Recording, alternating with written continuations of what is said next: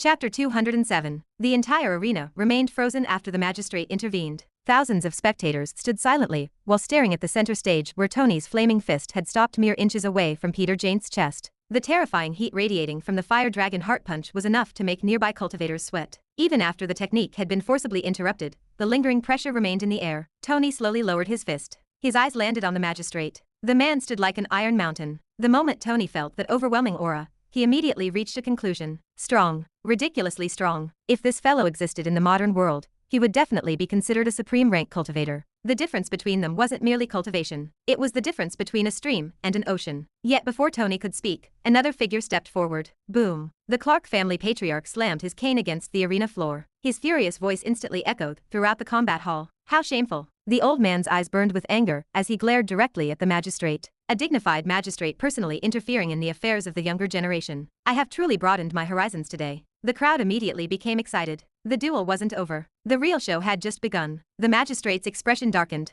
My son accepts defeat. His voice carried the authority of a ruler. This duel ends here. Let us stop before things become ugly. The spectators exchanged looks. Many nodded. That sounded reasonable. Unfortunately, the Clark family patriarch wasn't interested in being reasonable. The old man suddenly burst into laughter. My son accepted defeat. The patriarch repeated those words while shaking his head. What magnificent words. The crowd immediately sensed danger. The old man slowly walked forward. His gaze never left Peter Jaint. A warrior issued a challenge. A warrior climbed onto this arena. A warrior fought publicly before the entire city. The patriarch suddenly pointed toward Peter. Yet now that same warrior wishes to leave without properly accepting his defeat? His smile widened. What a joke. Peter's face instantly became ugly. The crowd started whispering. The patriarch wasn't finished. Oh, forgive me. Perhaps I judged incorrectly. Perhaps your son isn't a warrior at all. The arena became quiet. Everyone knew what was coming. The old man looked directly at the magistrate. I never expected the mighty magistrate to raise such a spineless son. A fellow brave enough to issue challenges, but incapable of facing the consequences of defeat.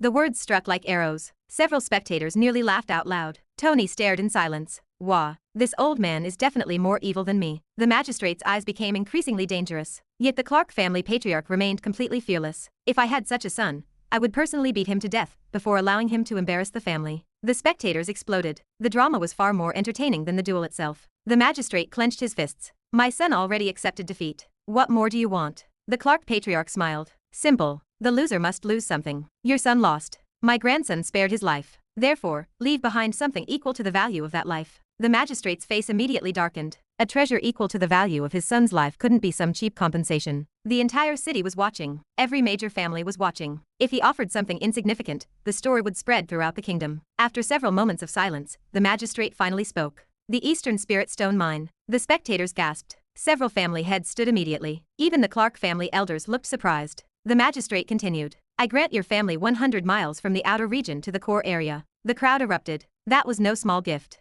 That was an enormous fortune. The Clark family patriarch smiled. Indeed. That sounds worthy of your son's life. Before anyone expected it, Tony suddenly stepped forward. No, we don't want it. Silence. Absolute silence. The Clark family patriarch turned around so quickly his neck almost cracked. What? The old man stared at Tony. We don't want the mine, Tony said with a decisive look. The patriarch's face twitched. Several elders nearly fainted. A spirit stone mine. And this idiot was rejecting it. The patriarch immediately grabbed Tony by the shoulder and pulled him closer. Have you lost your mind? Do you know how valuable that mine is? Tony whispered back. Grandfather, listen carefully. Whether you believe me or not, those material things won't help our family. Please choose knowledge. Choose techniques. Choose something we can carry back. For the first time, the old man stopped arguing. Several seconds later, the patriarch straightened his back. Then he turned toward the magistrate. The magistrate immediately felt something was wrong. What do you want? The patriarch laughed. My dear magistrate, I suddenly changed my mind. The magistrate's eye twitched. The patriarch pointed toward Tony. My grandson deserves something better. I want access to the Imperial Edicts left behind by Dragon Lord Teng Jaichun. Boom. The entire arena exploded. Even several city experts nearly dropped their weapons. The magistrate's face changed instantly. The Imperial Edicts.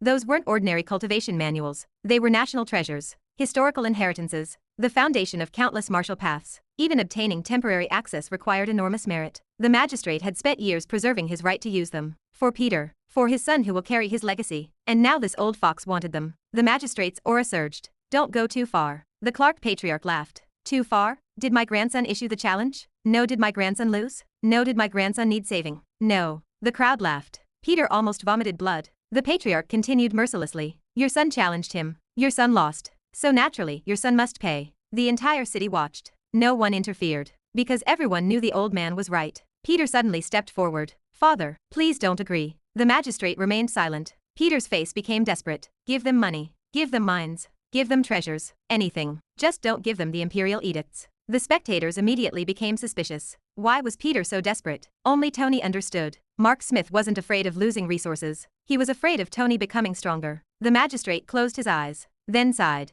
Finally, his hand entered his robe. A golden coin appeared. It was embossed with an imperial sign and covered with dragon markings. The token granted access to Imperial Edicts. The magistrate tossed it toward Tony. Tony caught it effortlessly. The moment the coin landed in his palm, the entire arena erupted. The patriarch examined it briefly. Then he nodded. "Authentic. Completely authentic." The magistrate didn't say another word. He simply grabbed Peter by the collar. The defeated young master looked unwilling. The next moment, both figures shot into the sky. Boom. A streak of light vanished beyond the horizon. The magistrate had left. The duel had ended. Tony stood in the center of the arena, while holding the imperial coin. The old monk and Elsa stared at the coin with desire. And for the first time since entering the dream realm, everyone reached the same conclusion. Tony Clark had not merely won a duel. He had robbed a magistrate in front of an entire city. And somehow, he had done it legally. To be continued. Hope you liked today's video. Join the community by subscribing and dropping a like. I'll be back with another update as soon as possible. See you then.